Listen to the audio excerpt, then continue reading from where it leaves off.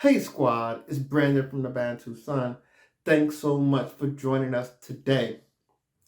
There's a saying that we have that goes, good teams don't lose home games. Good teams don't lose home games. And one can debate the merits of this, but I really appreciate the spirit of what it's trying to convey.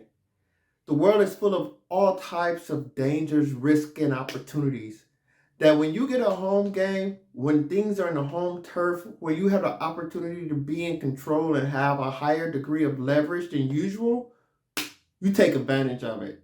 And you try to get the easy wins. So good teams don't lose home games. You have to take that mindset.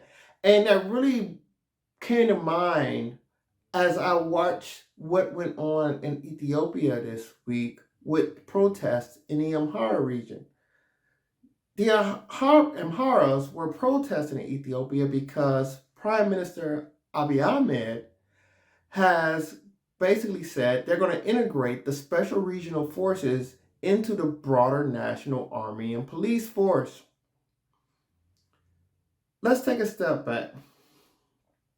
Ethiopia is a magnificent country full of history and global commerce. It's sort of the blue blood region of the African continent. These guys are old money. They go back ages. They were highly integrated in the global economy. They're neighbors to Asia, and they sit on the Blue Nile, which is the major source of the Nile, which flows up through Sudan to Egypt out into the Mediterranean. So Ethiopia has long been acquainted with the outside regions of the world in trade, commerce, etc. This long legacy of Ethiopia, which is into its bloodline, came to fruition through the Amharas. So if you think about a lot of the great emperors or the famous emperors that you know from Ethiopia during the days of the Ethiopian Empire, such as Menelik or Haile Selassie, these were Amharas. The Amharas ruled Ethiopia roughly about 700 years, starting in the 1200s. Now, due to colonialism and other outside forces, as well as Ethiopia's, you can say, shortcoming or mismanagement, they was never able to secure the coast. So the entire coast of that eastern part of that horn of Africa was colonized, whether that's the part of Eritrea, which fell under Italy, Djibouti, which fell under France, Somaliland, what they call Somaliland now, but basically northern Somalia, that fell to the British, and then the remainder of Somalia fell to Italy. Why was there so many colonial powers there? Why was it so important to partition this region of Africa? Because this is one of the great strategic regions of Africa, the two shoulders. One is on the west coast of Africa, where you have the islands, you have Senegal, where you have the continent protrudes out into the Atlantic, and the other is this horn that's on the east, which sits at the entrance of the Red Sea. Now, that Red Sea is very pivotal, as it is the lifeline between Europe via the Mediterranean and the rest of Asia and the east coast of Africa. Without this lifeline, and this is why the Ottomans pretty much dominated their time, and the Europeans were forced to sail around the world to find outlets to get to Asian markets, is without that lifeline, you have to go all the way around the continent. And then you go back to that west coast of Africa, but the Europeans had to travel all the way to southern Africa to get to Asia, adding an extreme amount of time, resources, and material to do so. This gave birth to Cape Town, South Africa. So this Red Sea is very pivotal. I always say, or I contend, that America's foreign policy with Europe, one of the reasons that it's been able to build these alliances is the insurance of free shipping or safe shipping through the Red Sea, getting the goods to Europe in a timely and cost-effective manner. So Ethiopia is cut off from the sea. It's landlocked. In fact, Ethiopia is the most populous landlocked country on the planet. There are roughly 120 million people. And it's almost, I don't want to say India miniature, but it's something like this. It's more of a confederation. There are over 70 ethnic groups split between 10 power regions.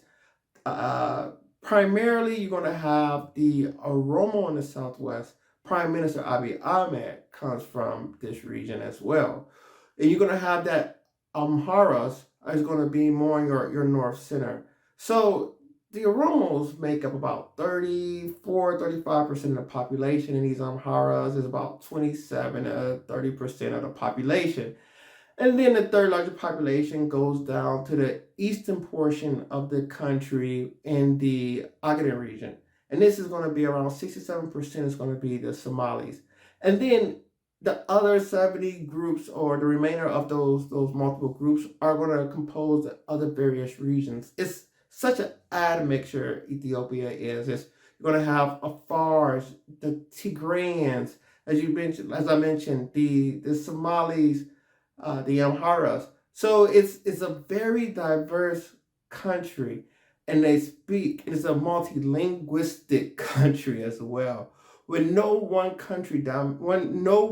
language dominating 100% of the conversation. Now, going back to the Amhara situation, because of this legacy of Amhara rule, the Amharic language has been a de facto language of the government. The Amharic people have been the de facto beneficiaries of Amhara rule. So I guess it really wasn't that much of a surprise to me when you have this Oromo leader with popular support say he's going to integrate into one national force. This is inevitable and necessary for any powerful country. You can't have these regional forces going around. This is probably one of the main reasons why the flare-up happened in the Tigray region, because you have a situation where you have these regional forces. Now, some people say that this flare-up and protest in the Amhara region was driven by fringe groups on the edges. That's to be disputed, whether it was fringe group or not fringe group. The point of the matter is, this is a major consolidation effort, and consolidation is necessary because organization, in geopolitics, organization is my number one principle. If you can't unify, you can't move.